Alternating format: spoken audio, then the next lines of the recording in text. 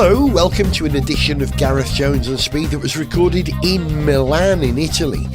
Back in November, I went to EICMA, or EICMA, the world's largest bike show. As you've already heard in previous episodes, I was there for the launch of a new range of Norton motorbikes. But while I was there, I decided to explore the other bike brands on display too. As you'll hear, I've owned and ridden many bikes over the years, but not for a long time.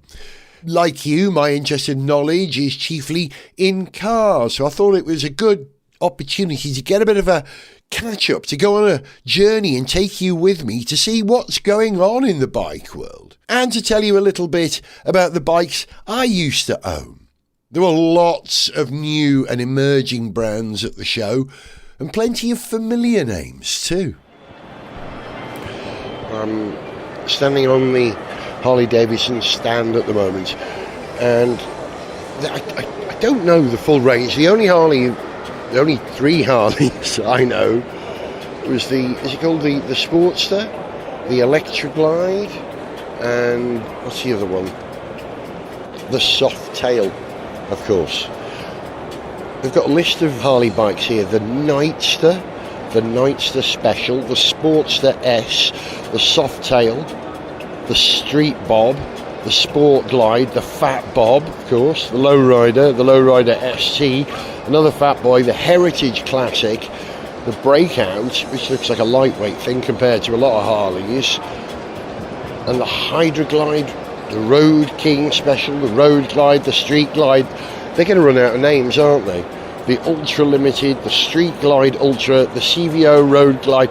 Hey, God, dozens and dozens of bikes who all immediately look like Harley Davidsons. And it does help that of the 1, 2, 3, 4, 5, 6, 7, 8, 9, 10 bikes I can see in front of me, 1, 2, 3, 4 of them are blue. They don't do an Electroglide anymore, but if they did, it would have to be blue, wouldn't it? Electroglide in blue. Wasn't that a movie? Zogg'd know.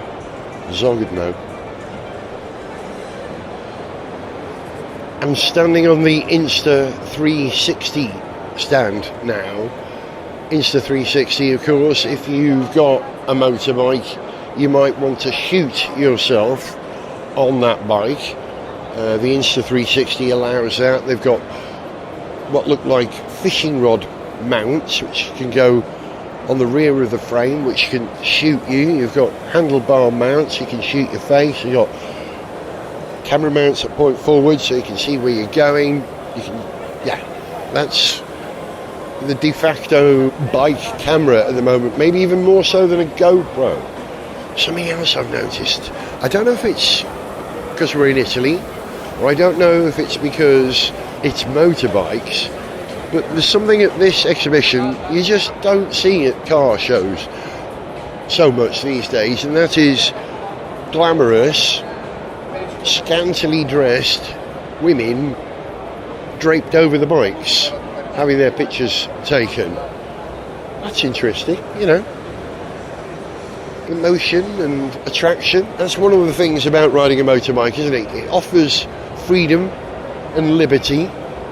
And if you're young, you might think, yeah, if I had a bike, somebody might fancy me. I don't know. When you sell a motorbike, you sell an idea, don't you? You don't just sell a piece of technology. You're selling kind of an idea of freedom and liberty. And I can vouch for that, because living in North Wales when I first started riding bikes, that was the only way I could visit my girlfriend, who lived some 23 miles away from where I did. Either I'd have to ride on my push bike or get a horrible old bus, but immediately I got a motorbike, I became independent and had a proper relationship, right? Motorbikes do that. But who buys bikes these days? Everybody, I suppose, from people who are just starting work, who need to be able to get to work, to people who've got a family car but need a bike or a scooter to get them to work because the family cars are now moving the family around. Older people, rich urban bikers, rubbers, RUBs, like me, although I'm not really urban anymore. You know, you buy yourself the bike you've always fancied. And bikes, significantly cheaper than cars, right? So you can really afford to indulge yourself when you're buying a motorbike. So many manufacturers I've never heard of. Victoria Motorrad. Well, that's again a very handsome bike. Norton are up against some very stiff competition, aren't there? There are lots of bike manufacturers all vying for the market.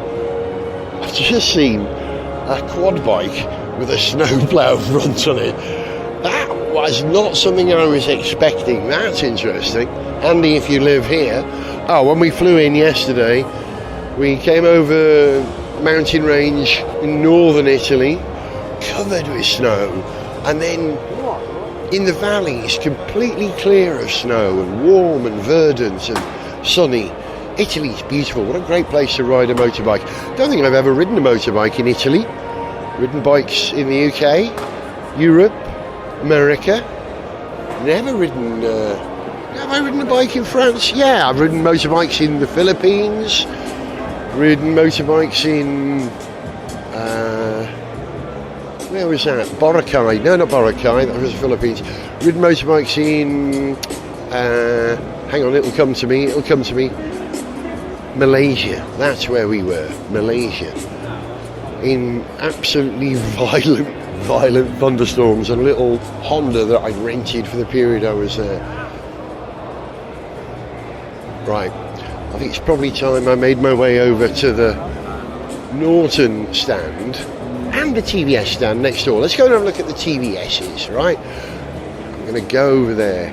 Oh, hang on, I will go over there. I've probably got 10 minutes before I need to be there. But just looking at the Indian stand, Indian have got all their bikes covered up in India's maroon, isn't what you call it, their signature colour, maroon. They're hiding their bikes, obviously about to do a big press launch. And again, ladies in short skirts, straddling motorbikes. How 1970s is that? But I don't think bikes are locked in the past. They certainly nod to the past. Look at these Indians. Well, I'm looking at these Indians, and again, they're big bruisers that suit large American freeways. How good are they in traffic here? If you're going to do a big European cruise, yeah, there are big Indian tourers that you could just move into. They're as big as a house.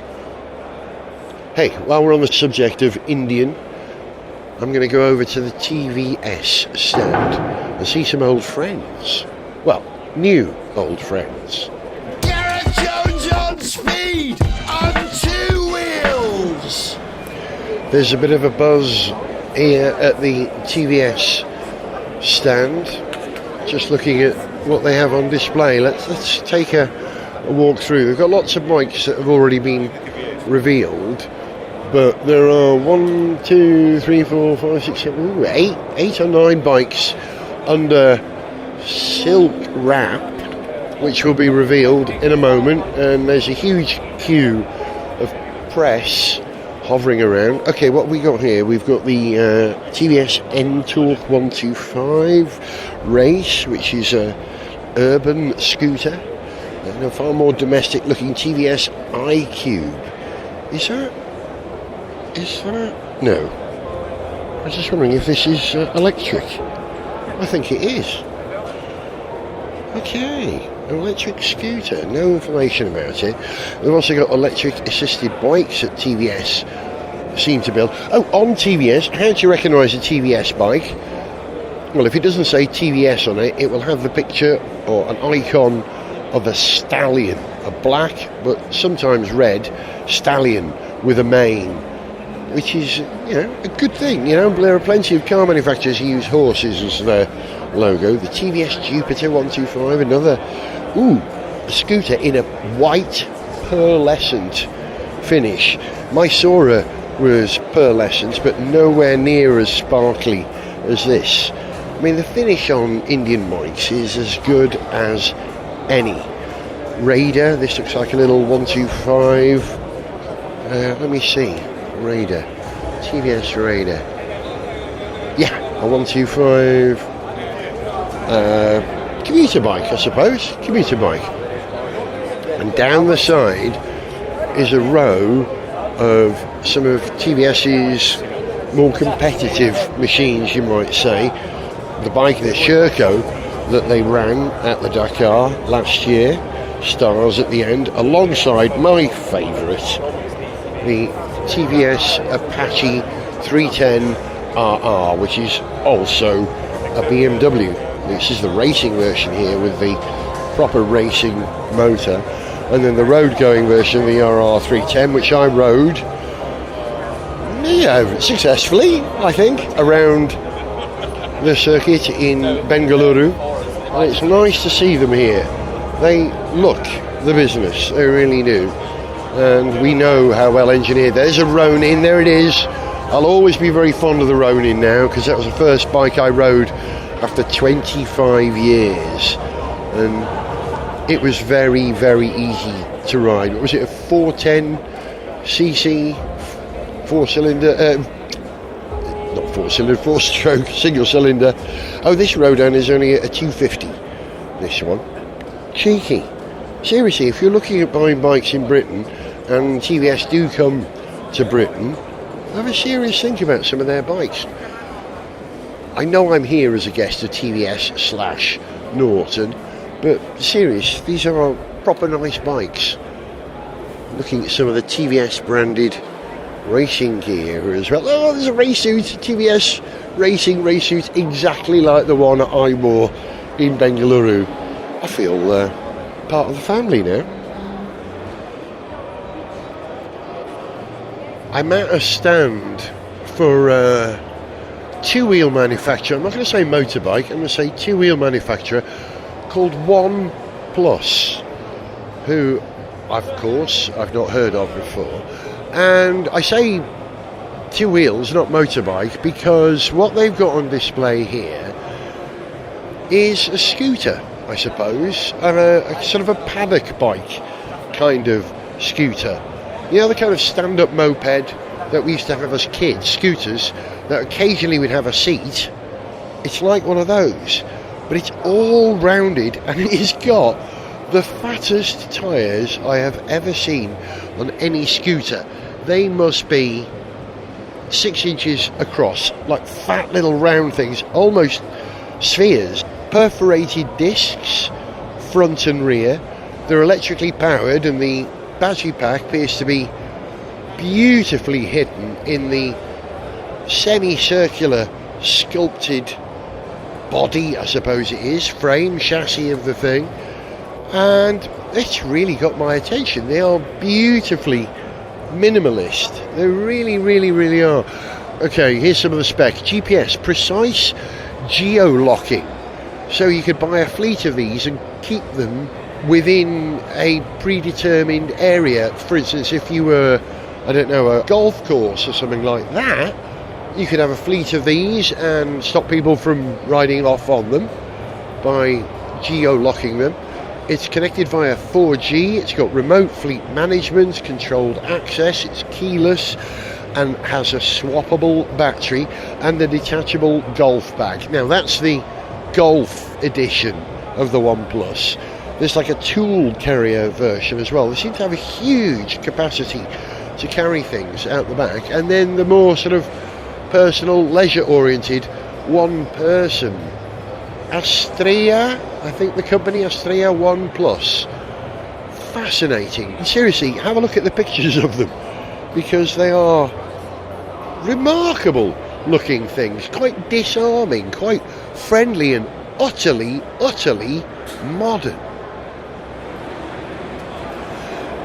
Electric bikes feature heavily at EICMA. I'm on the Silence stand, yes, another manufacturer I've never heard of. And they have swappable batteries for their range of bikes, all scooters as far as I can tell. And they have a very visible swappable battery pack with a kind of a handle on the side of it. And they've got a display here where they've got a range of batteries all charging, and when they come out of the charging point, two little wheels fold out which allow you to move it around. It's about the size of what's that? The size of two footballs, but it's cubic, right? It's not spherical, it's cubic, and it just rolls on those wheels and slides, pops into the side of their scooter. Acciona battery station.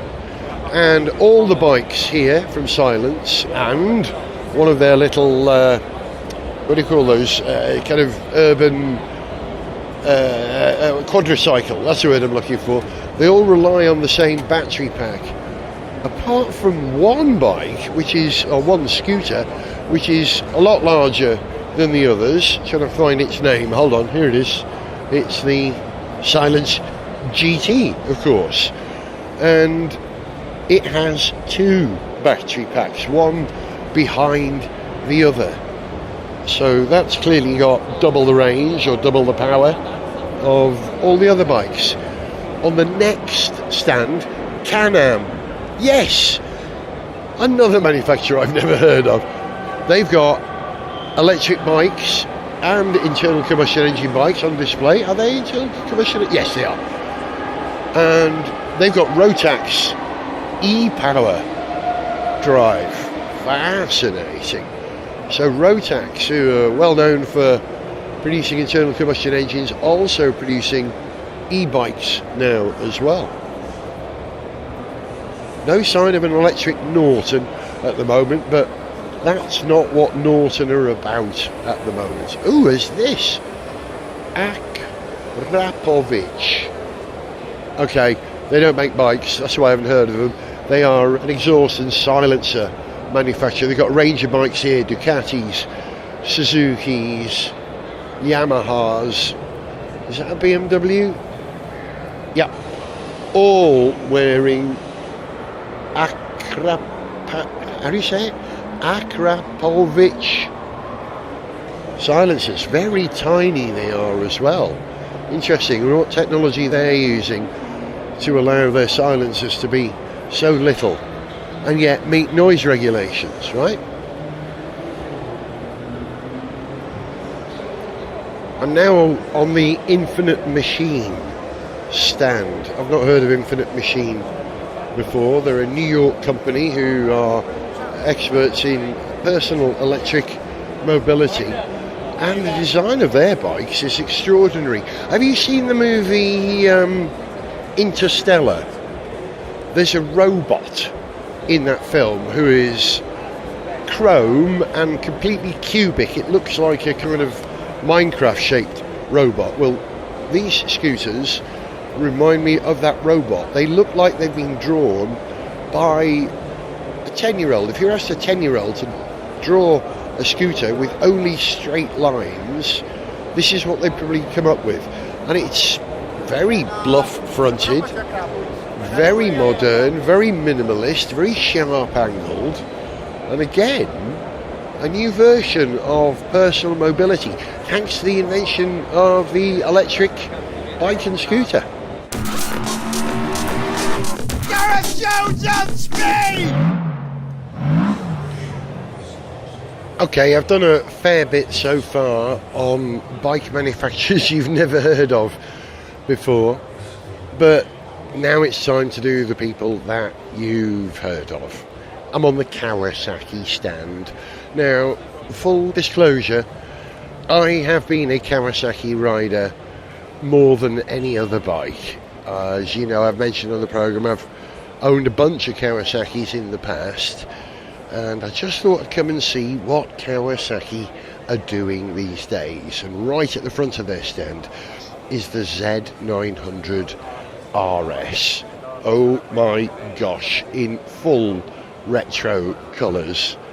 I had a mate in college in Wrexham a very long time ago who had a Z900. I thought his was a triple, maybe I was wrong.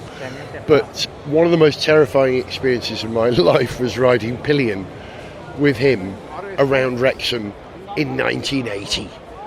And it's nice to see that Kawasaki haven't forgotten that bike and they're honouring it here. Ooh, the Eliminator, all in black, completely matte black. Gosh, that looks like, a stealth bike. Brutal. I mean, you can't not see it. It's not that stealthy, it's quite the opposite, just very black. And there's a new KLE, a KLE 500 SE. Now, I'm interested in this because I used to own a Tengai, which was a 650 single, and the KLE 500 twin looks good, looks like a lot of bike. Again, my sort of bike, adventure bike term, which I'm going to use, and then a plethora of all the ninjas, the ZX6R, the ZX10, the ZX4 FRR. Yeah, I rode a ZX10. I made a video for Kawasaki a very long time ago called How to Pass the Motorcycle Test, which is why I ended up riding so many Kawasaki's and owning several. And the ZX10 at the time was the most powerful bike I'd ever ridden. It felt like getting on a TGV. Yeah, big, long, super fast, super powerful. And it's nice to see that Kawasaki are here. You know, I feel a kinship. Here we are, this is the Versys. Now, I like this. The Versys is not quite as enduro a bike as the KLE. More of a road bike, a Grand Tourer, this version, with side panniers and a top box at the back, or a gas top box as I used to call it. And yeah, that's the sort of thing that you'd want to cross Europe on, isn't it? Or go to Scotland from Southport or Southend, or Southend, I meant, the other end of the country. Yeah, nice to see Kawasaki here. And of course, all their sports bikes are in Kawasaki Racing green, of course. How do you know it's Kawasaki? It's green. And would you believe it, right next to the Kawasaki stand is the Bimota stand. The best way to describe Bimota in the past were Ducatis in drag. They were like custom Ducatis. I don't know if that is still the case, whether Bimota still use Ducati engines or they're under new management and have gone their own way. There are a bunch of bikes. The Tessie H2 Terra, I like the look of that. The reason I'm interested in Bimota was I was assigned a Bimota mantra a long time ago. I was on a program called Ridge Riders, which combined motorcycling with archaeology and history. I kid you not. And I asked if I could have a Quasar, an interesting bike from the 1970s, sort of a fully enclosed bike with a roof. And they couldn't find me one of those, but they did find me a Bimota Mantra. And if you don't know the Bimota Mantra, have a look at it. This is a bike from the 90s that looked like a wasp. It helped that it was yellow and black, but it was a very, very modern looking machine. This Tessie H2 Terra that they've got here has got hub steering. Never ridden a bike with hub steering. I'm not sure of the advantages. I don't know. What are the advantages of hub steering? But nice looking, very fidgety, lots of pipes and stuff on display. Very different to the Norton. The Nortons are very minimalist. Nothing on display. It's all bodywork and straight edges. These Bimotas, you know, they look like they look like chemical works. All the pipes and cables and bits jutting out. Now, it's right next to the Kawasaki stand, which makes me wonder if Kawasaki have acquired Bimota. They seem to be sharing the same platform here.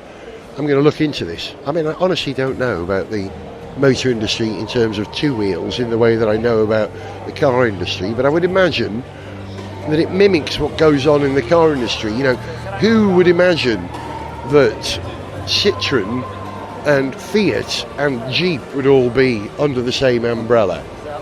And so, yeah, things change.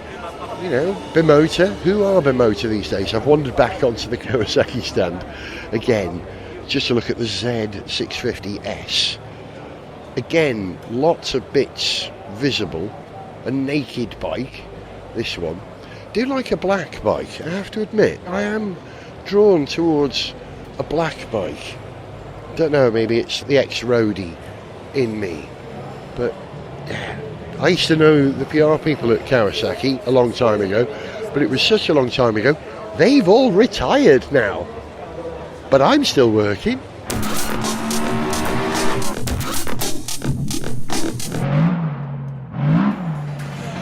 It would be very rude to come to Italy to a motorcycle or two-wheeler show and not mention Lambretta. I remember when I was probably 6 or 7 years old, my brother had a proper Lambretta. Was it called an SX 160? I don't know if I've remembered that correctly. But he used to run me to school, primary school, on the back of his Lambretta, and I wouldn't wear a helmet. I would wear one of those little sort of flying helmets, leather things with ear covers. And it's nice to see that Lambretta are still going, because so many brands from that age have come and gone, right? But Lambretta still producing scooters that look identifiably Lambretta, not just that famous logo, that famous font and typeface that they use, but also they allude to their scooters of the past with colour schemes here. One I'm looking at now, which is a J200, you know, red panels on the rear under the seat on a white bike. It just looks like a Lambretta. And if you were Italian and you enjoyed being Italian, as I'm certain most Italians do, you'd want a Lambretta. They do electric scooters now as well, the Electra S. Again, retro-futurist. I guess the reason why so many bikes look retro is that if you strip a bike back to its naked chassis, frame, engine, seat, wheels, brakes and handlebars, then they're all going to look the same, aren't they? They're all going to have those elements. And so how do you work at making your bike stand out? How do you do that? It's a good question. Norton have done it with minimalism. They've pared everything back in way. It's not over technical, it's technic, but not super technical. You know what I mean by that? It's straight edges, everything hidden. Minimalist. I do like a bit of minimalism. I do. VMC special parts. Oh, little bikes. Oh, these are little mopeds for kids to ride. Cute. Cute. Oh, Hero. Okay, right. I bet you've never heard of Hero. I've mentioned them in the programme in the last couple of episodes, but if TVS are the fourth biggest bike manufacturer in the world, probably the third biggest in India, then Hero, I think, are number 2 behind Honda, an Indian company who have come to Europe with a range of bikes, 125s, 225s, so they got a 400, and they look the business. I like the look of the Hunk 440. I believe that's come to Europe. Don't know if it's available in Britain, but again, very like the Rodin, very like TVS's Rodin, that is. And handsome bike. Hero. Right, do you know what we've got to do? We've got to do Yamaha, Aprilia, Honda, Suzuki, all the big names. This could take a while, by the way, because this exhibition is over a huge area, multiple halls. It's like going to the NEC and then attaching it to the SEC, the Scottish Exhibition Centre.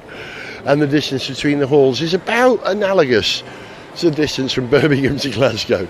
It's a big place. I don't know how many steps I've managed today, but I'm not done yet. Come on, let's go and find Honda. Gareth Jones on speed on 2 wheels. I found Honda. It wasn't difficult. They've got a massive stand here at EICMA. And the star of the show, now forgive me if I've got the name wrong, but is this a Honda V3R900, is that how you say it? V-I-I-I-R or V//R? I don't know, forgive me. But it's the one on the highest pedestal and it's getting a lot of attention. It's a V-twin 900, triple exhaust, and a paint scheme. You know, I was talking about how to get your bike noticed. Well, this is a good way of getting it noticed. It's almost like a camo paint scheme. You know, when they put out F1 cars in camo or even concept cars, it's like a jigsaw pattern of grey, black and red, which makes the bike look very, very dramatic. And it's got two huge air intakes either side of the forks on the front, and three headlamps vertical, one above the other, above the third. And yeah, that looks formidable. It looks like it's got big strong shoulders, like a American gridiron footballer, I suppose, with shoulder pads, with those two air intakes on the front. And yeah, this bike is clearly very beloved. Forgive me for not knowing much about it, other than it's got a Honda E-clutch and a Honda dual clutch transmission. So, you know, Honda, real innovators in motorcycle technology and car technology for their entire existence, still bringing new technology to bikes. Of course they are. Also, parked slightly behind it, slightly ignored, the venerable Honda Transalp.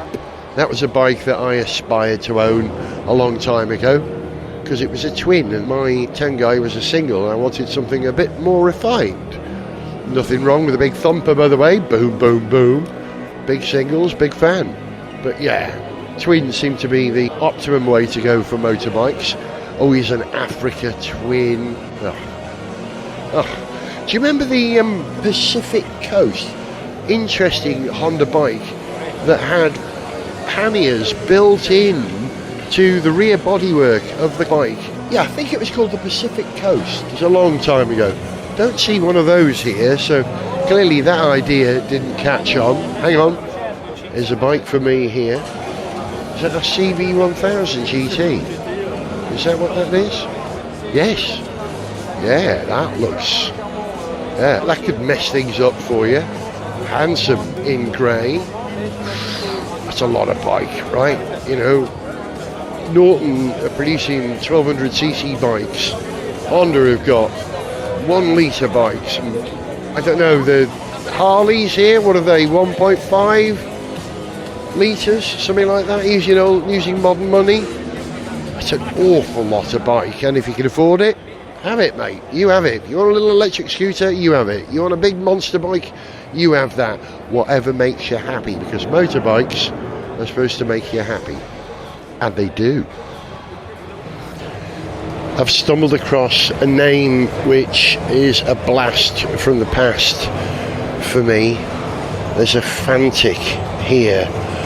I remember, I'm sorry if this has become all our yesterdays, but I remember in about 1978 when I was 17 years old, actually earlier than that, 77 when I was 16 years old, you could ride a moped in those days, a motorcycle up to 50cc, and they had pedals, but the pedals could be stowed away, so it was a motorbike. It was only a moped in name, really. But one of the most desirable bikes back in that day was a bike called the Fantic Chopper. In the age when everybody wanted a Yamaha FS1E, a Fizzy, I wanted a Fantic Chopper. And yeah, I'm sure you can imagine what it looks like. It was a chopper, really. I did buy a bit of a chopper bike a few years later. I bought a Kawasaki 250 LTD or Limited, never sure how it's pronounced, which was definitely a chopper in styling, slightly feet forward, slightly high handlebars. That was a cruiser. I've forgotten about that bike. Do you know what? Margaret Thatcher stopped me from riding that bike.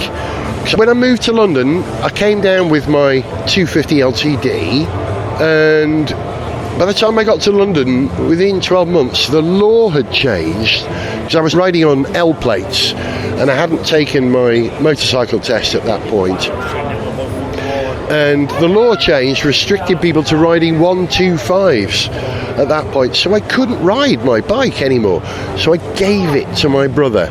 And that was the first pause I had in motorcycling. It wasn't until about 1989, 1990 that I started riding again. Thank you, Margaret Thatcher, for changing the law, but also probably the right thing to do. Forgive me. Listen, don't ever tell anyone I praised Margaret Thatcher, right?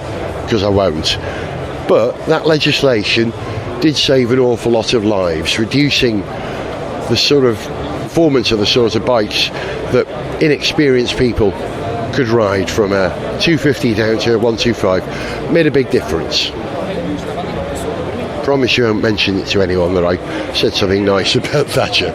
It wasn't about her, honest, it was about legislation. Right, that's my get out clause. Gareth Jones on speed!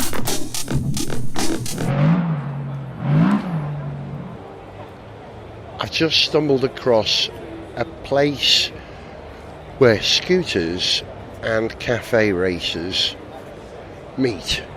I don't mean park up, I mean a single vehicle that is halfway between the two. I'm looking at the Italojet. Is this the Dragster? Roadster?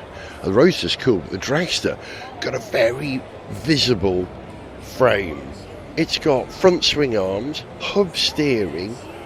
If you were a MotoGP rider and you needed a paddock bike, or you're an F1 driver and you needed a paddock bike or a paddock scooter, this is the sort of thing. It's got all the appeal of a very high-tech, high-performance bike, but with little wheels and all the benefits that come with that in urban environments and closed environments. Oh, it's a giant Italojet 700 twin.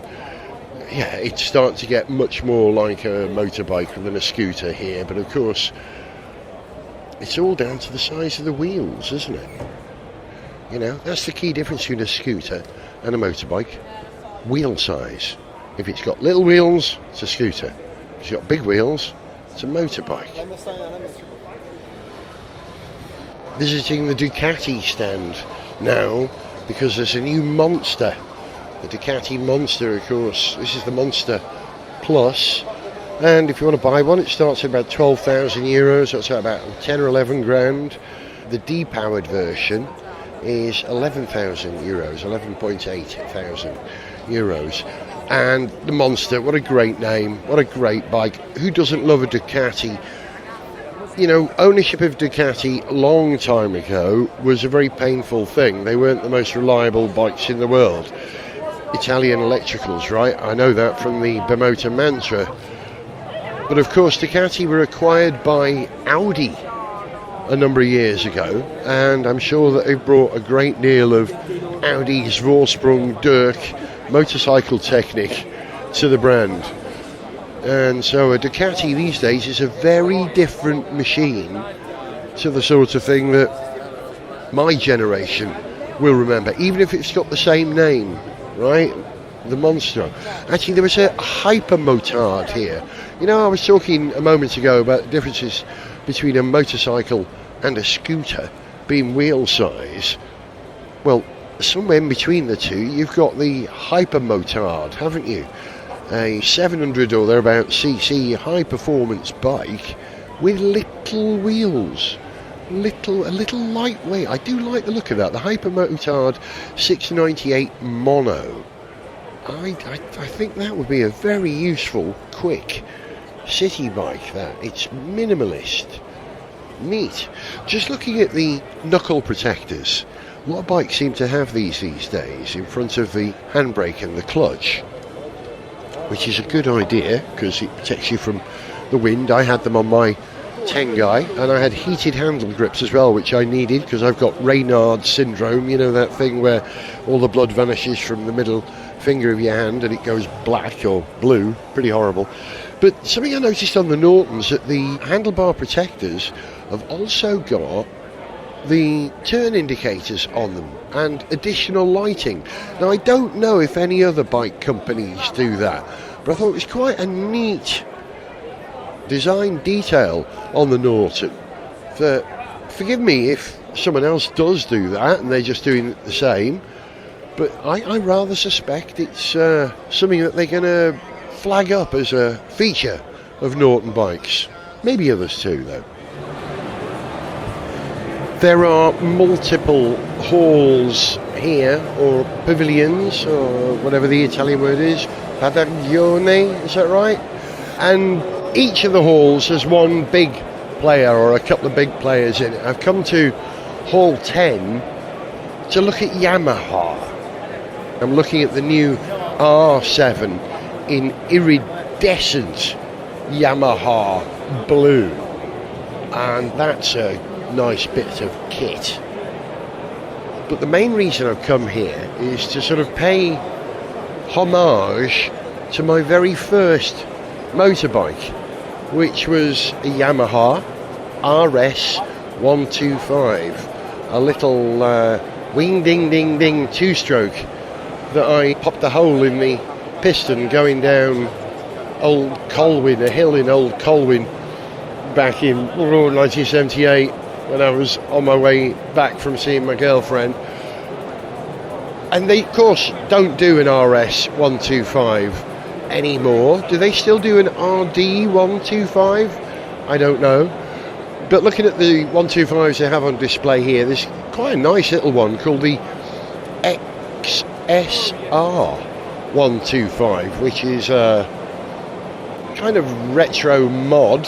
Yeah, 4-stroke, cutesy. The seat reminds me of the seat on my RS 125. Honestly, take a look at the picture of the bike and that sort of horizontal ribbing that tears after a while on your seats. It's very, very, very familiar. And there's also the MT 125, the MT series. Of course, it's the MT-03, which is a bigger bike, the MT-07, which is a serious bike. But the MT-125, nice little short, purposeful thing. Yeah, very fond of Yamaha. Don't tell Norton I told you that. I'm looking at the MT-07 now. This one's in, not matte, what would you call that? A sort of a silk black colour. Nicely muted. Yeah, black bikes get my attention. Right, Yamaha. We haven't done Suzuki either, have we? Better go and find Suzuki. This could take some time. Would you like an autograph from Kevin Schwantz? Let me just check. What time is it? 2:15. Kevin Schwantz will be here at 3 o'clock signing autographs.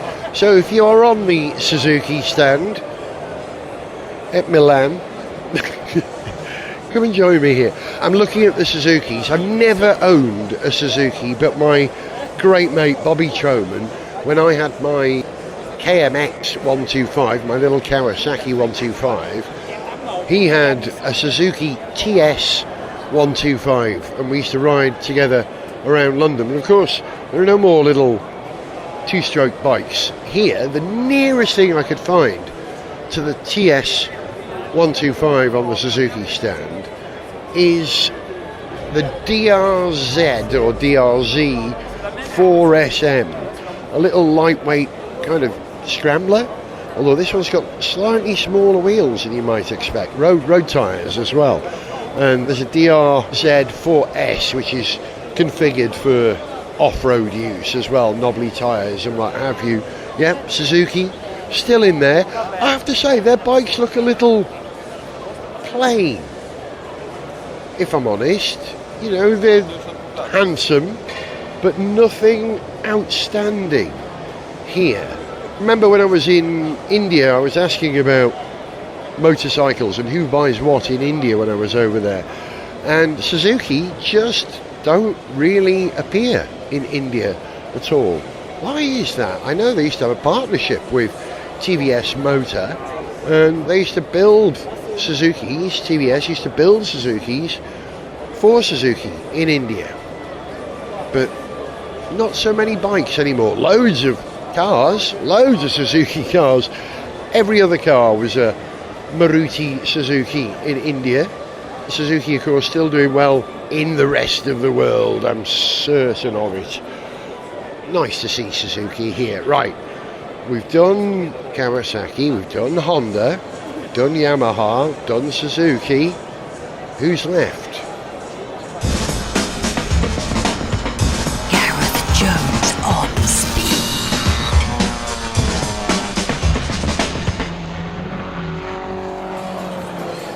Well, here's your answer to what's left. Loads of other bike manufacturers, many of whom I've never even heard of. Tail G, popular in 100 countries worldwide, and their stand is staffed by young women wearing leather skirts and with the most pumped up bloody lips full of Botox that you'll ever see. It's not a good look, is it, kids? It's not a good look. Tail G, are they Chinese? I bet they are. Yeah, lots of Chinese people on the stand, and right next to them, Let Be. Again, are they a Chinese manufacturer? They've got a massive range of extraordinary looking bikes, lots of electric vehicles, electric step-through scooters that are bordering on being bikes, and some really, what would you call that, a naked, what is it? Have a look at this. It's a Let Be Arthur LB700. Arthur, good name for a bike, isn't it? What is it?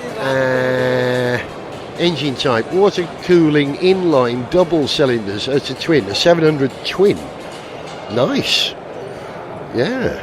The Chinese aren't messing about in terms of styling and engineering. And then behind it, they've got a Let Be kind of retro thing. What's this? With a very round headlamp. You just don't see round headlamps on a lot of sports bikes these days. There are some, retro bikes tend to have them. Let Be. Remember where you heard it first, right? I don't know, you've probably heard of Let Be before. I hadn't. Loads of other names. CF Moto are here as well. Oh, gosh. RLG. It goes on and on and on. Truth is, we've only just dipped our toes into the wide world of motorcycles.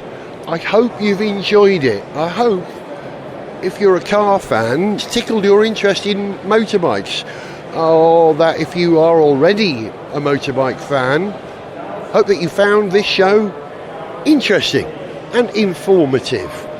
It's great to be in the world of bikes.